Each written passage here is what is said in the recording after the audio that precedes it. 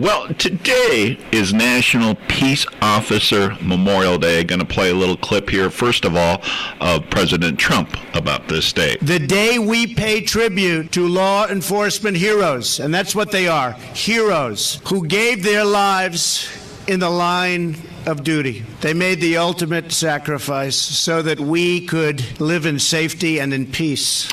First of all, Chief, your thoughts on that sentence from President Trump?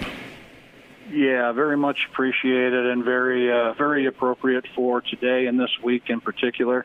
We certainly take time to honor those that were killed in the line of duty and injured as well.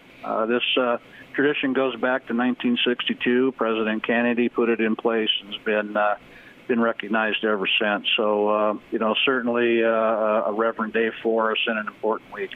How about you, Sheriff? Well, absolutely. The chief had it spot on. This is just, as he said, the week and the day that recognize all our fallen and injured officers, those that made the ultimate sacrifice. And we think back and what's happened in our own community and just give you a, pause to reflect. A couple of years ago, peace officers across the United States kind of got a bad rap. I'm going to play a little clip of a Paul Harvey statement that he did many years ago. And the fact is that less than 0.5% of policemen misfit that uniform. And that is a better average than you'd find among clergymen. No, nothing against clergy people or anything like that, but a very true statement. Yeah, absolutely. I think we're in a negative-based profession, and what I mean by that is generally when the police and sheriffs show up for something bad has happened, we're there to solve a problem, may end up in an arrest or confrontation or something of that sort. So I think it's just human nature to focus on the negative things, and we're really, I know both the sheriff and I go to great lengths to highlight the positive things that our respective officers are doing in the community. So, Paul was right on with that comment. The sheriff last year, Deputy Moore, of course, was shot and killed. And that really brings it closer to home when this happens to somebody in the state of Montana. But a couple of interviews ago or so, you get emails when this happens to different law enforcement across the United States. And you said you send out an email to their supervisors, right? Well, actually, I send a written letter to every one of them. When we hear about it, it's usually on Police or an Officer Down, which is a web page, and then I get an email or it's kind of an alert that an officer has made the ultimate sacrifice.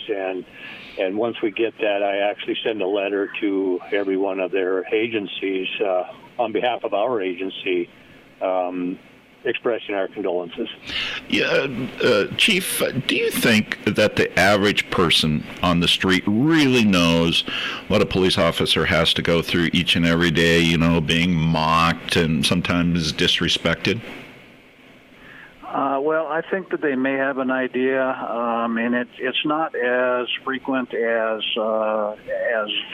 maybe people think.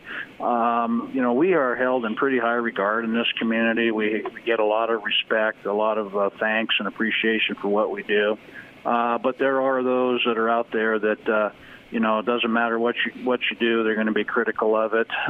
Certainly the people that we arrest, and this goes to our earlier discussions, when they're under the influence of drugs and alcohol, then they're going to say and do things that are pretty disrespectful. I think both of our agencies are well versed in the fact that when we start getting personal attacks or attacks on our profession, that really people are attacking what we represent, not us personally. And so, to be able to separate those out helps us, continue to do a great job. And Sheriff, I think different areas across the United States, treat police officers kind of different. I think here in the state of Montana, I think they have tremendous respect for them, just like a couple of years ago when this was all going down about, different police officers, getting in trouble or whatever you want to call it. The outpouring of support here in Montana, was big. I know, like Chief St. John at the police department, they were getting cookies and everything from different people out there, just showing their support to law enforcement officials. And I think that's kind of the Montana way, almost, isn't it? Well, absolutely. And just talking to all the different administrators and the agencies across the state, I think that we all recognize and realize that we are very fortunate here in our communities, especially here in Billings, Yellowstone County.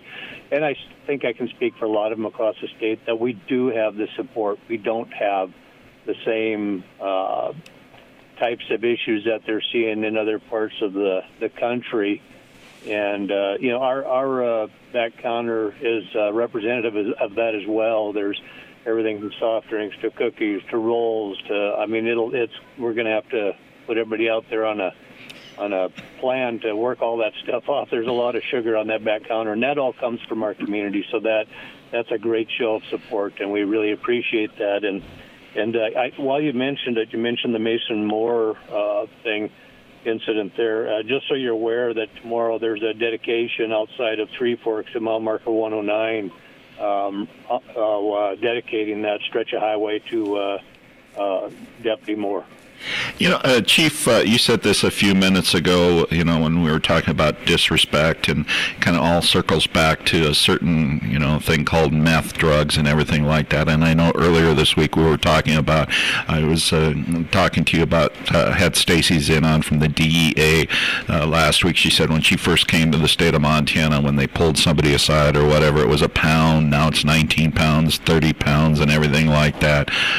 This past last Friday, of course, there was a meeting of Yellowstone Connect where I think there's like 65 nonprofit organizations that are, pulling all together to help fight the surge of meth in our communities. Organizations like this, how big a help is that to police departments, sheriff's departments? Well, it's absolutely the thing that we've been missing all these years is the prevention, the rehabilitation side of thing, really trying to get at the user end of it. Enforcement on the front end has never been a problem. The sheriff's department, the police department specifically, have been very aggressive and very successful at interdicting and making arrests. You indicated some of the poundage, 35 pounds last week of methamphetamine, which is millions of dollars on the street by our joint drug task force. But what was missing was that breaking that cycle for the user. And so our ability to get some state and federal money through the Board of Crime Control and Department of Justice has been absolutely instrumental in bringing those nonprofits together to help us with the rehab side of things.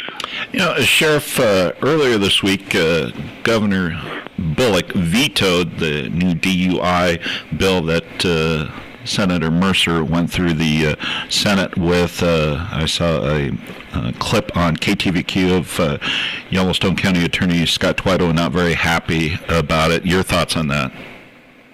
Well, I have to agree with County Attorney Scott Twido. That I was very surprised that happened. The Montana Sheriffs and Peace Officers Association supported that bill. The county attorneys, I believe the police chief supported that.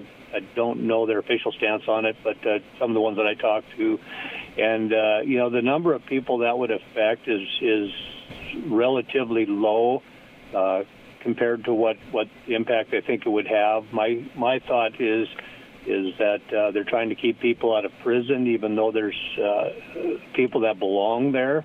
The fifth, sixth time, as I think Bill Mercer said, where do you set the bar after the 20th time? If they're not going to accept rehabilitation, we got to prevent these people from going out and killing somebody or one of our own loved ones out on the highways or streets in our communities. So I was very disappointed myself, and maybe that will change in the next session.